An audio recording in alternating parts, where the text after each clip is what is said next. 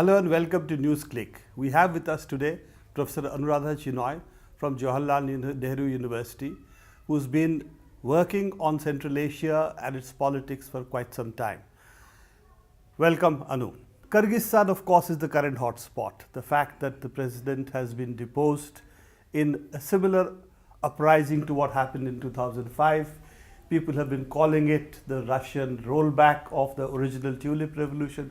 What do you think is the current geostrategic importance of these events that have taken place in Kyrgyzstan?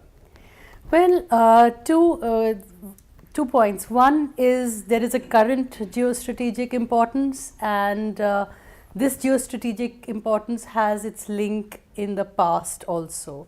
As far as the past is concerned, Kyrgyzstan is on the borders of China, Afghanistan, Russia, Kazakhstan, and that gives it its geostrategic importance. Ever since the war on terror, the Americans have had an eye on Kyrgyzstan as a very useful base for its troops and its equipment going into Afghanistan. In fact, in the last 2 weeks itself, 50,000 US soldiers passed through the American base in Manas to go to Afghanistan. So they have an interest in controlling the politics in Kyrgyzstan. Russia has always seen Kyrgyzstan as its natural base, as what they call its near abroad, and they resented the increasing American presence. Now, the background to this is the fact that after Kyrgyzstan became an independent republic when the Soviet Union collapsed, Kyrgyzstan had two characteristics which differed from the rest of the Central Asian countries. One is, of course, the fact that Kyrgyzstan, unfortunately, is one of the countries which does not have the oil and gas resources that, let's say, Kazakhstan, Turkmenistan, and the rest have. So it has very few natural resources which attract it. The second thing is that it had a process of democratization which is faster than the other Central Asian countries. The other Central Asian countries were controlled by the old Soviet style autocrats who controlled the ethnic identity issues, radical Islam, etc. Whereas these people actually democratized, but they used the American model, that is democracy plus market.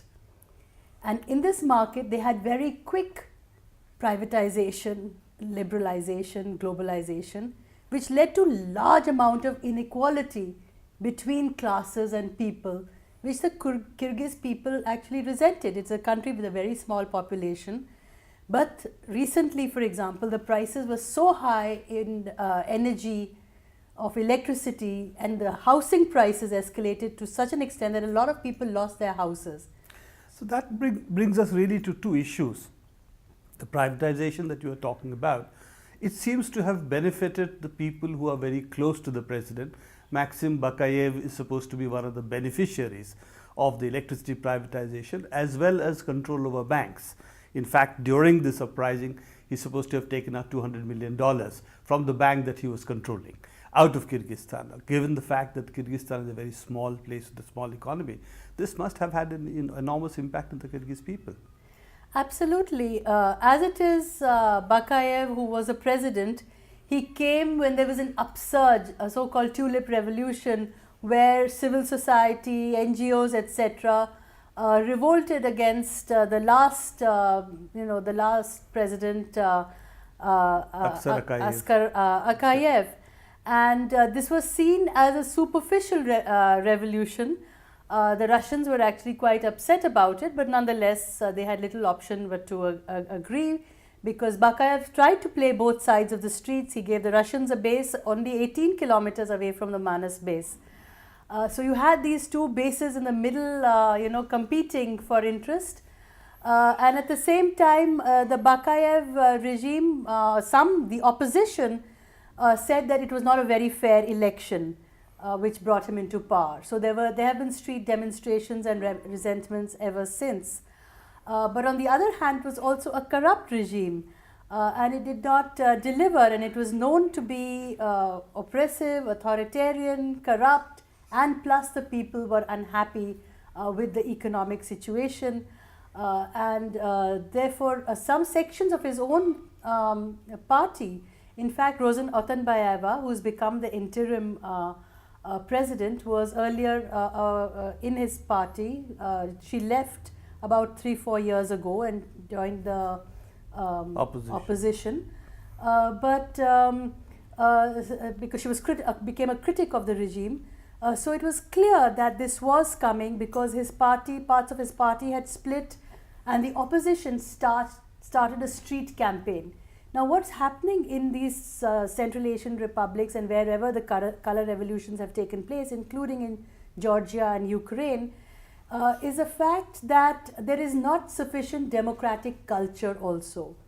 When there is a regime in power, the opposition questions it and wants to get rid of it before it finishes its term, and it uses all these factors.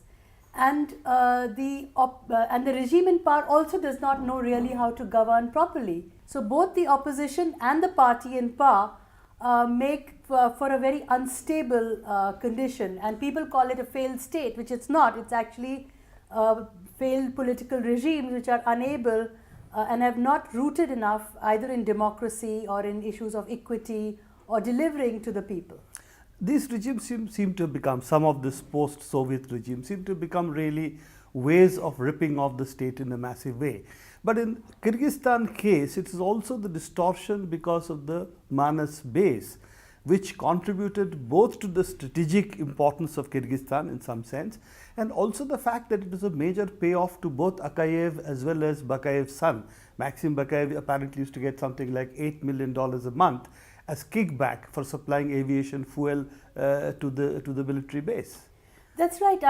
These could be called kind of rentier states because, especially Kyrgyzstan, because it was only getting its money from these kind of rents from both the Russians and mainly from the Americans.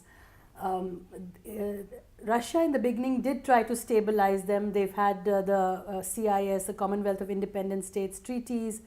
That is why Kazakhstan, for example, its neighbor, is much more stable. They have a customs zone with them, very close economic relations.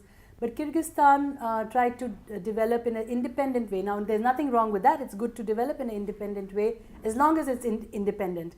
But here they were getting more dependent on American largesse, especially making use of their base for every. In fact, there was a statement in Parliament which is rather shocking when they asked, that this base be sanctioned. This was some years ago when the base, and they said, well, they can make a base in Parliament if they want, if they're going to give us so much money. Coming back to the larger issue, do you think that under Putin and now Medvedev, that we really have Russian resurgence in this area after years of really allowing the Americans to ring them in, encroach on what would have been considered as their space, as it were? See, Russia is a natural ally of this area. Since the 18th century, they were, Kyrgyzstan, etc., had become part of the Tsarist empire. You can call it internal colonialism, but at the time of the Soviet Union, they are the ones who gave it that natural identity and carved it as a state under Stalin in 1924, when Kyrgyzstan, Kazakhstan, etc., became regular states. There was also Stalinist oppression, but at the same time, they also got their identity. Women were liberated. They got almost 100% literacy. They got their industry. The cotton industry developed, textile industry. Kyrgyzstan has an excellent champagne and wine making industry, which can be very useful. So it has those kind of resources, and Russia continued, and Russia does not assert itself. It does not intervene. For example, they did not support the color revolutions, unlike America, which had a hand in it. And so they're natural partners, and the Central Asians have gradually realized that they cannot do without the Russians. The Russians will be there. And I think the Americans need to realize that, and they have to work collectively to make these stable. The other factor in Kyrgyzstan is also China. But China is, as far as the economy and trade is concerned, because they're on the border, and there are a lot of Chinese traders who've come in and have in fact settled on the borders as a Chinese trade policy is. But they have not intervened in the political system as such. But in the economy, they definitely do have somewhat of a role, marginal at the moment, but an increasing role.